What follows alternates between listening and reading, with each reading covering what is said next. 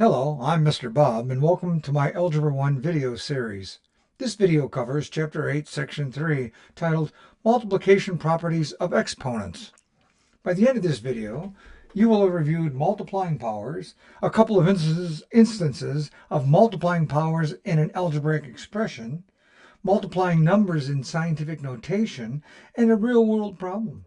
Please subscribe to this channel and give it a like if you find it to be helpful. Thank you. Bye. Okay, objective 1, multiplying powers. So you can write a power as a product of powers with the same base. Think of a power as a product of factors. Look at this. 8 to the 6th power, right here. 8 to the 6th is equal to 8 times 8 times 8 times 8 times 8 times 8, right? There's 6 8s all multiplied. But if you notice here, we have the red ones, the red 8s, and the blue 8s. Well, this means what? 8 to the 4th times 8 squared is equal to 8 to the 6th. How about this one? 8 to the 6th is 8 times 8 times 8. That's 8 to the 3rd, or 8 cubed, times 8 times 8 times 8 is another 8 cubed. Well, these two 8 cubes, look at that, equal 8 to the 6th, because they're the same, right? 6 8s in a row here, 8 to the 6th power. It can also be 8 times 8 cubed times 8 cubed. So the work above shows that 8 to the 6th power is 8 to the 4 times 8 squared. And 8 to the 6 is also 8 cubed times 8 cubed. Notice the pattern in the exponents. The sum, 2 plus 4, and 2 plus 3, so the sums there, rather, both equal 6. The exponent of 8 to the 6th. There's the 6. So what does the rule say on this? Multiplying powers with the same base. In this case, 8 is our base, right? It's the same base. For every non-zero number a, integers m and n, okay, a to the m times a to the n is equal to a to the m times n.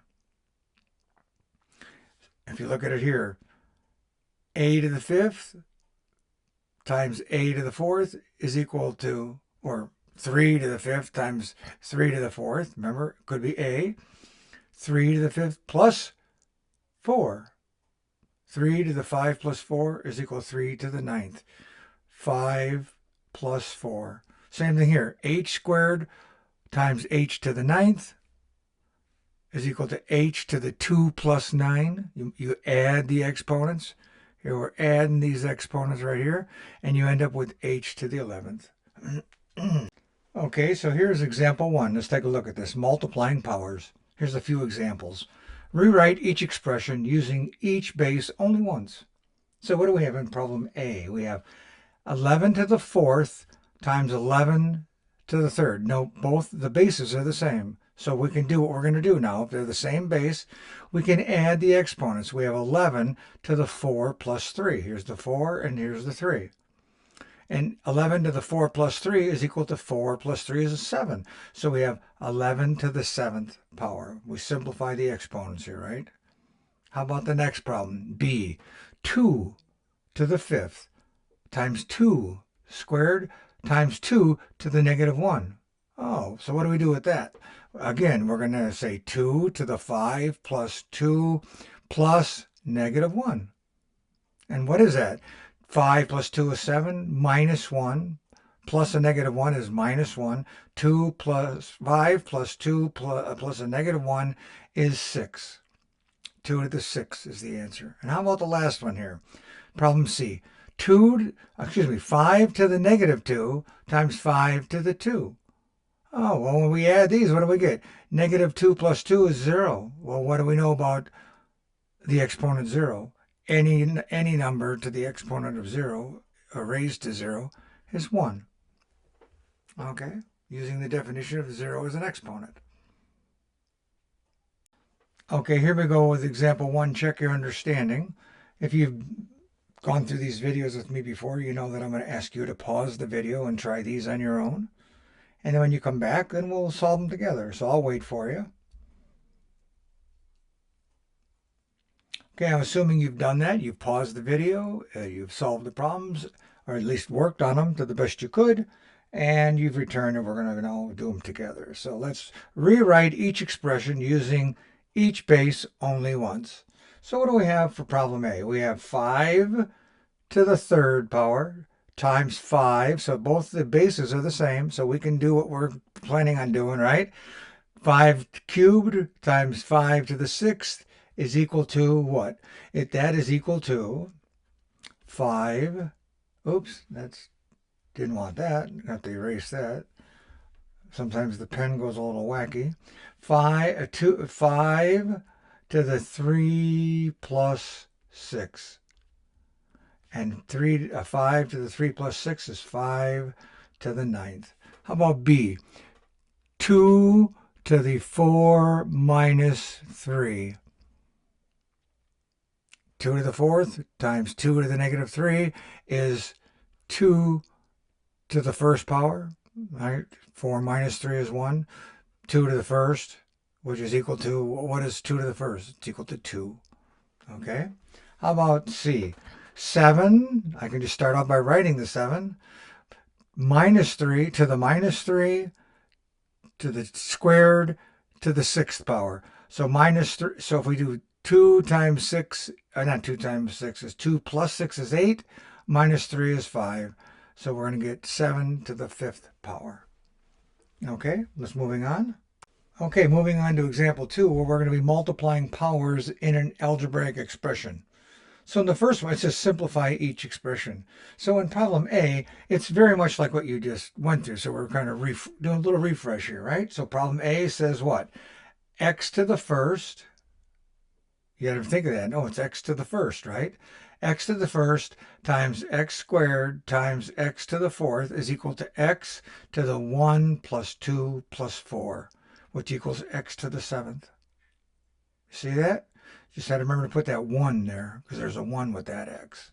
And how about problem B? It's a little more complex in that there's some constants, some coefficients of our variables, right? So we have 2 times n to the fifth times 3 times n to the negative 2. And how do we deal with that? Well, we can pull out, it's all multiplication, so we can move these, right? Commutative power of moving these multiplication, right? So what are we going to do? We're going to take the 2 and the 3 out, and we're going to say 2 times 3 times n to the fifth times n to the negative 2, right? N to the fifth times, so now they're separated. So now we can look, 2 times 3 is 6, and times, so it's 6 times this piece here, and which is n to the fifth plus n to the minus 2, because we have the minus 2 right here. 5 minus 2 is 3, right? So it's going to be 6 times n to the third power, just cubed, right? Good deal. Okay, example 2, check your understanding. So it's your turn to give these a whirl, right, so to speak. Simplify each expression. Why don't you go ahead and pause the video, and when you get back, we'll work them together. Okay, assuming you've done that, and you've got the work completed, so let's go through these, right? So problem A says what? A times a to the fifth. Well, what did I say before? This is really a to the first times a to the fifth, right? And a to the first times a to the fifth is equal to a to the 1 plus 5. And when you do that, you get equals a equals what?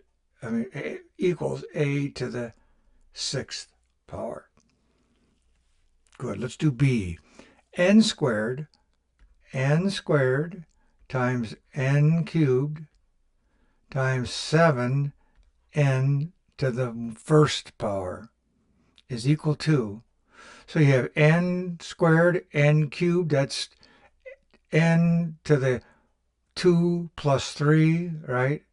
And here's your 1, right? Your 1 on the n here at the end, plus 1, so it's 6, right? But you also have the 7 in here, so you can carry that over and you can say 7 times n to the sixth power. Okay, these are all 1 times n and 1 times n. 1 times 7 is still 7. How about the last one, problem C?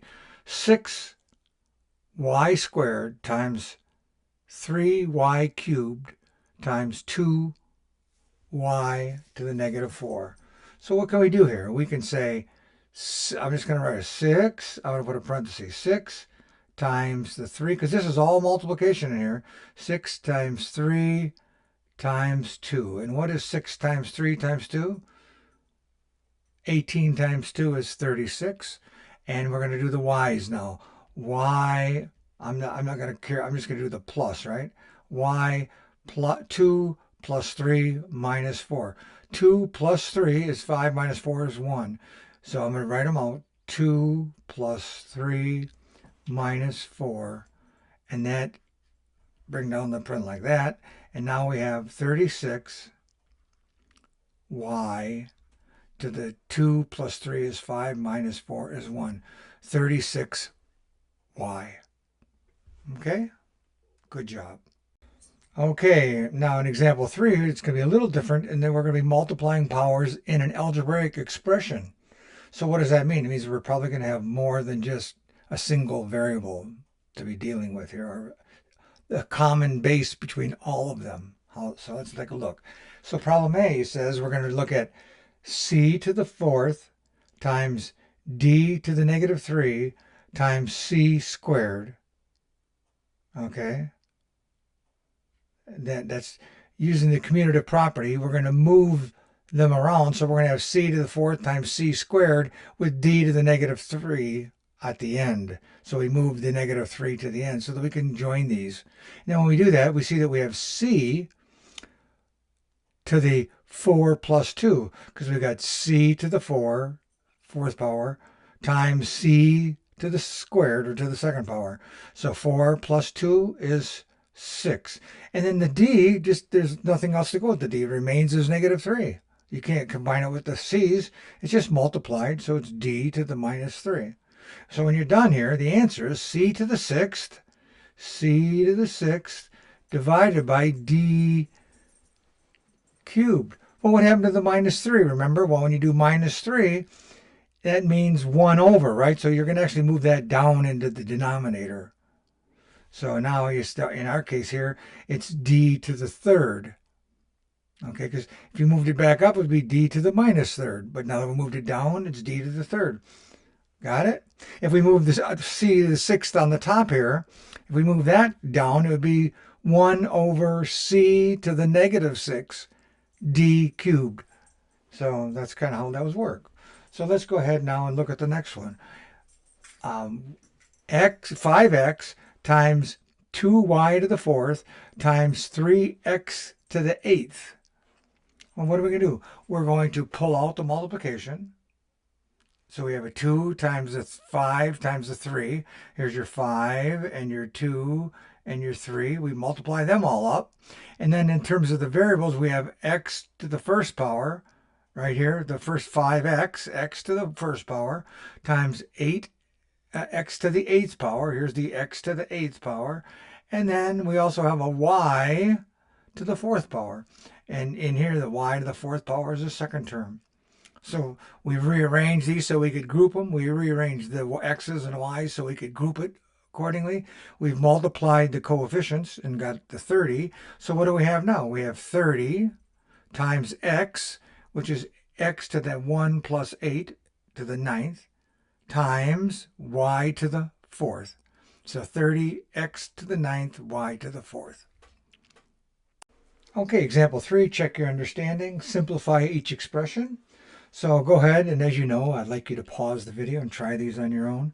And then when you come back, we'll work them together. I'll give you a few seconds to do the pausing and coming back, okay?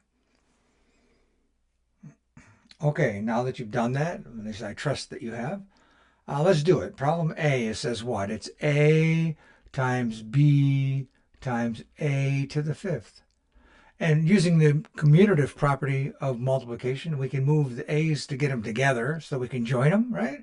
So we're going to say a to the 1st times a to the 5th, right? A to the 1st, that's understood that this is a 1 right there. And then it's times b. And that's b to the what? b to the first. So when we combine this, we're going to get a to the 1 plus 5, b to the 1, and what does that equal to? A, 1 plus 5 is 6, b to the 1, I'm not going to write the 1, but you know it's understood 1 right there. How about problem B? 2 times y cubed times 7x squared times 2y to the 4th. Well, we're going to want to put the y's together and move the x. Usually, oftentimes you see that when they see these expressions like this, we like to put them x, y, z, a, b, c in order. So instead of putting y and x, it's probably smarter in the normal way we write these is to put the x first. So I'm going to move the x term. So I'm going to say 7x squared times 2y cubed times 2y to the 4th. Okay, and that's just using the commutative property of multiplication. So, and we can take out the coefficients. 7 times 2 times 2. So 7 times 2 times 2 times, these are all multiplied here, x squared. There's only one x, so it's going to be x squared. Nothing to do with the exponents. Times y to the 7, right? It's times y to the 3 plus 4. Right? Put down that line there, and we get 28. 7 times 2 is 14, times 2 is 28. X squared, x squared, y to the 3 plus 4 is 7. Okay, and then finally we have problem C. We have m squared times n to the minus 2 times 7m. Well, we don't have to shuffle these. We could, but I'm gonna rewrite it this way. I'm gonna say m squared times 7m over, I'm gonna do it this way, over n to the 2, n squared. Okay, so now I'm going to say, here we have the m's up here, and it's m to the 2 plus 1, all right, m to the 2 plus 1 over n squared. And taking it out to the final point, m to the 3, m cubed, over n squared. Okay, I think you got those. That's good. Thank you. Okay, objective 2, working with scientific notation. In lesson 8-2, you wrote numbers in scientific notation using patterns to move decimal points. Remember we said, oh, it's whatever the number is, minus 5 or whatever, we move that many decimal points to the right or to the left, right?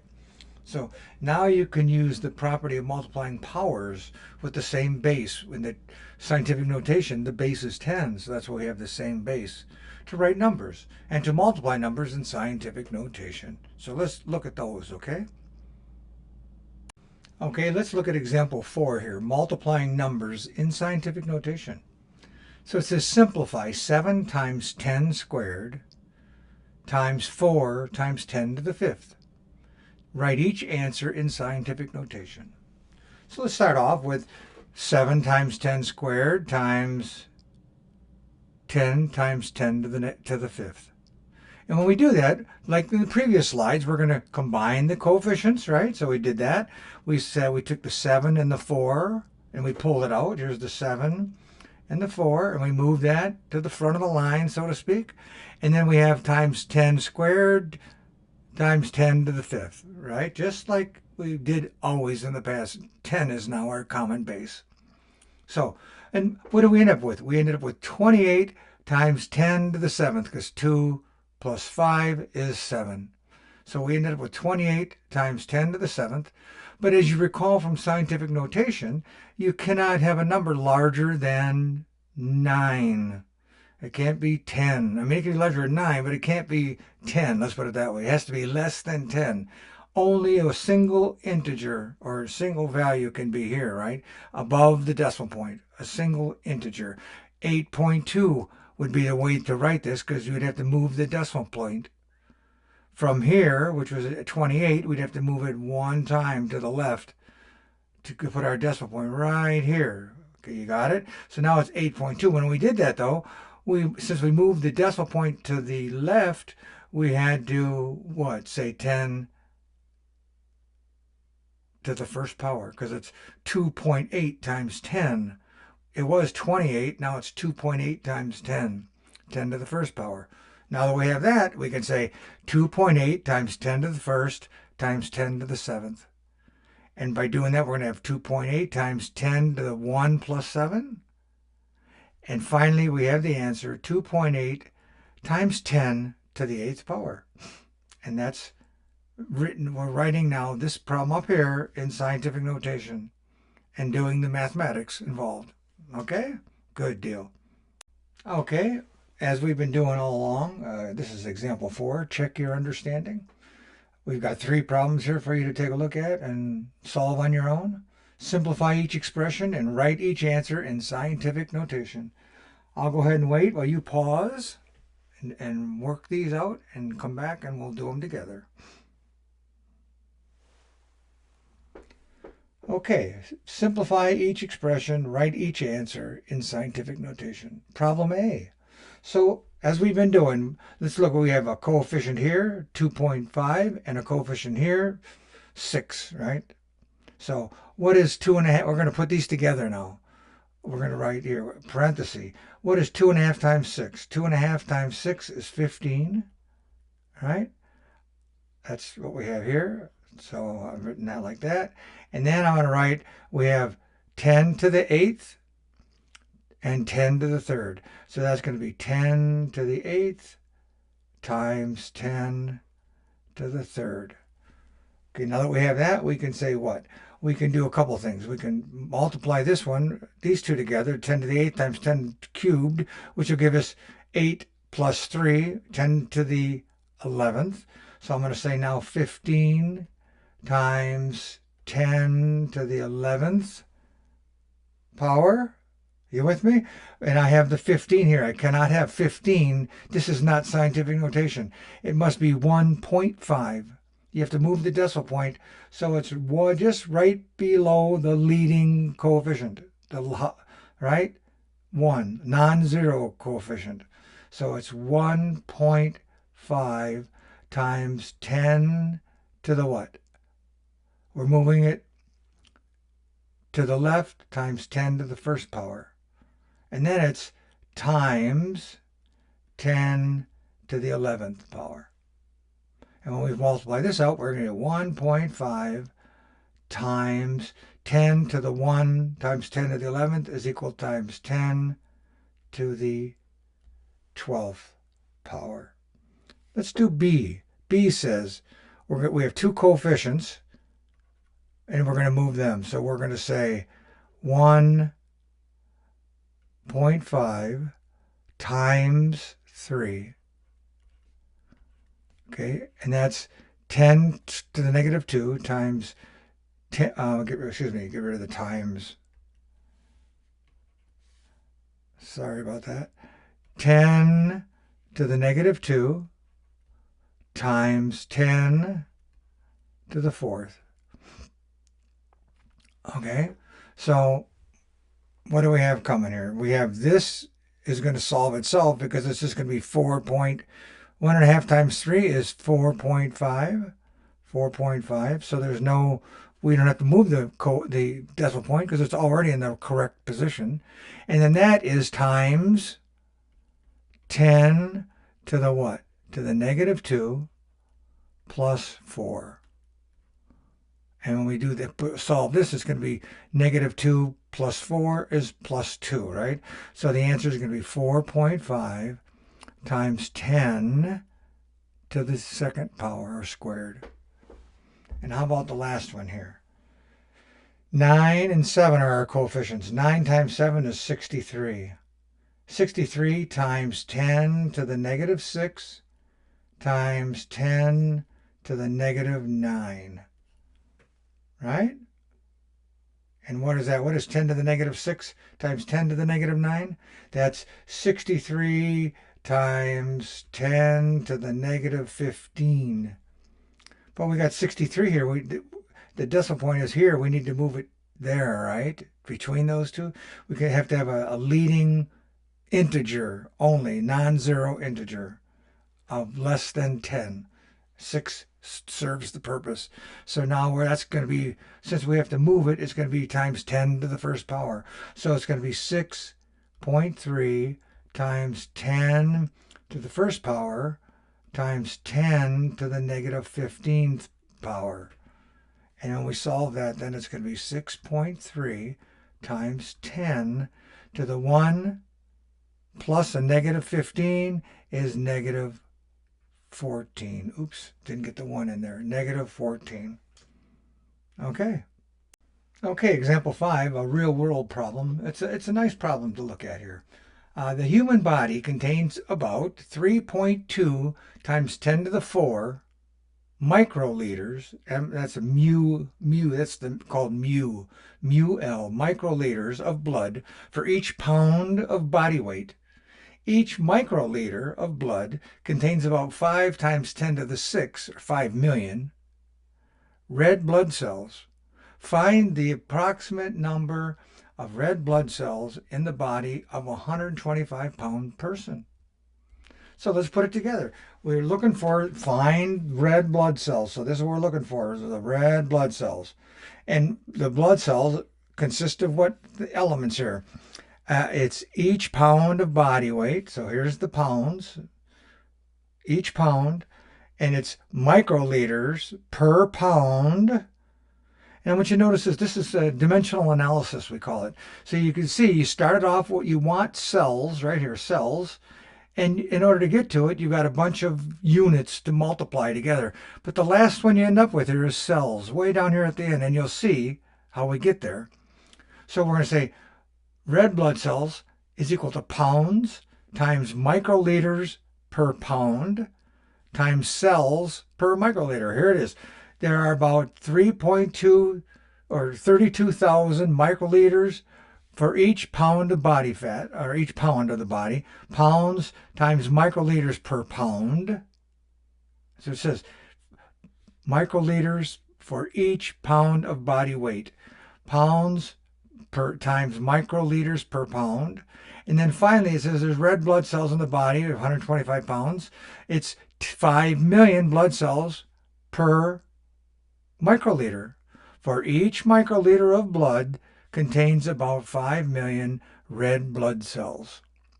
So then it's cells per microliter. Okay, each microliter contains blood cells. So it's how many blood cells per microliter. That's what we've written here. And when you sort that whole thing out, you're going to see that we, filling in the blanks, we get 125 pounds from right to here, 125 pounds. We're going to get 3.2 times 10 to the 4th microliters of blood per pound. Okay. And finally, we're going to get 5 times 10 to the 6th cells per microliter. Okay.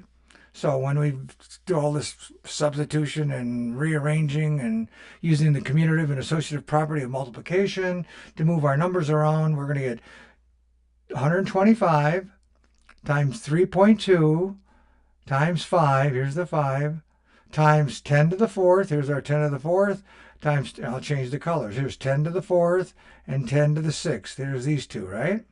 So now that we have that, back to gold. So now we're going to take and multiply the 125 times 3.2 times 5, and we're going to get 2,000 times 10 to the 4 plus 6, right? 4 plus 6. So now we have 2,000 times 10 to the 10th. But we have 2,000, and we have to write that in scientific notation. That little piece can be written in scientific notation. And you do that, you say 2 times 10 cubed. 10 cubed is 1,000, so that's 2,000 is equal to 2 times 1,000. And when you do that, you're going to have 2 times 10 to the 13th. Why? Because it's 10 times 10 times 3 plus 10 is 13. 3 plus 10 gives you 13. So the answer to this, there are about 2 times 10 to the 13th red blood cells in a 125-pound person. It's a lot of red blood cells. Okay? Okay, example 5, check your understanding. And this is the last slide in this group here. So it's directions. So this is exactly from the previous problem, but I rewrote some of the information so you didn't have to scroll back and forth to try to find it. It says about how many red blood cells are in the body of a 160-pound person.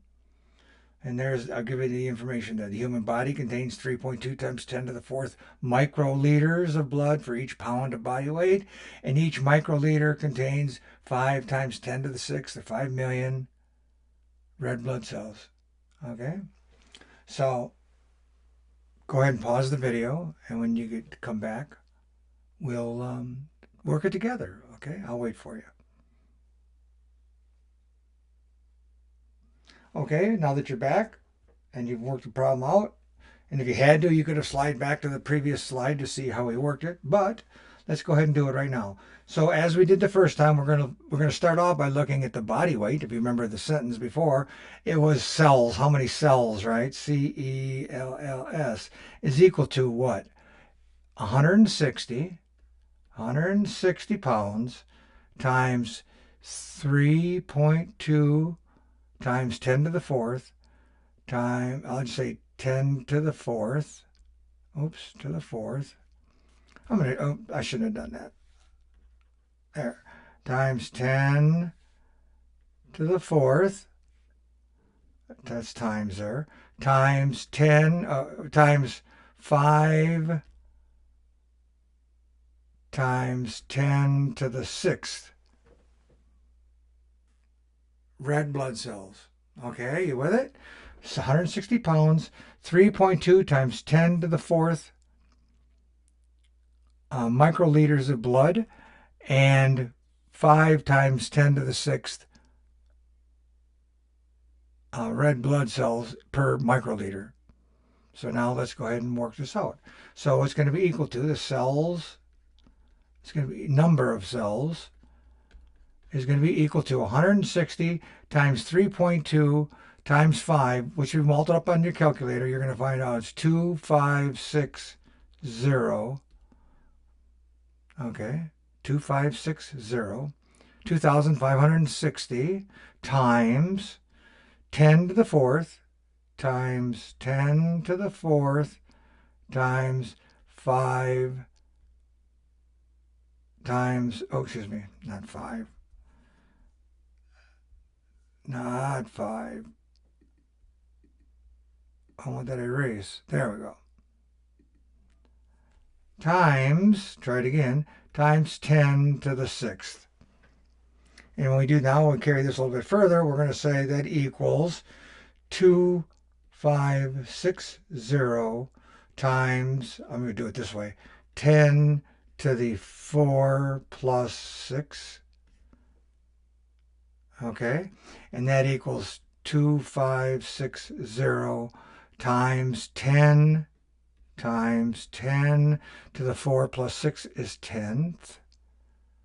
But we can't have the 2,560 in front. We're going to have to convert this piece alone to scientific notation, which would be 2.560. You have to move the decimal point 3 places to the left to get the decimal point right here below the first non-zero number, which is 2. We had to move it 3, so that's going to be times 10 cubed, because we went from, in order to get from 2,560 to 2.56, we have to multiply 2.56 times 1,000. 10 cubed is 1,000. Okay, and then that's times, I'll do a times 10 to the 10th. And when we carry that out finally and simplify, 2.56, I can leave the 0 off, times 10 to the 10 plus 3 is 13. And there's your answer. Okay, everyone? Good job.